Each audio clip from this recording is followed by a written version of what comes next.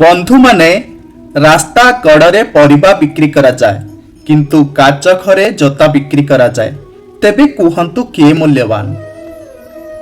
ଆଜିର ମଣିଷ ନିଜ ବାପ ମାଙ୍କୁ ହତାଦର କରେ, କିନ୍ତୁ ଶାଶୁ ଶ୍ୱଶୁରଙ୍କୁ ଭାରି ଆଦର କରେ। ତେବେ କୁହନ୍ତୁ କିଏ ମୂଲ୍ୟବାନ? ମଦ ଦୋକାନ ଆଗରେ ଭାରି ଭିଡ଼ ଲାଗେ, କିନ୍ତୁ କ୍ଷୀର ଦୋକାନୀଟି ଗରାଖକୁ ଚାହିଁ ରହିଥାଏ।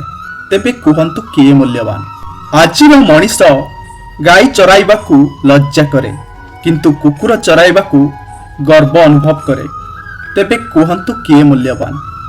ଆଧୁନିକତାର ଦ୍ୱାହି ଦେଇ ଆମେ ସବୁବେଳେ ଗୁରୁତ୍ୱ ବହନ କରୁଥିବା ଜିନିଷ ଗୁଡ଼ିକୁ ଅଣଦେଖା କରୁ, କିନ୍ତୁ ଅନୁପଯୋଗୀ ଜିନିଷ ଗୁଡ଼ିକ ନିଜର କରୁ।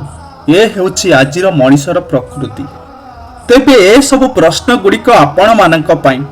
ଏହାର ବିଚାର କରିବେ କେତେ ଦୂର ଠିକ୍ ଆଉ ଭୁଲ।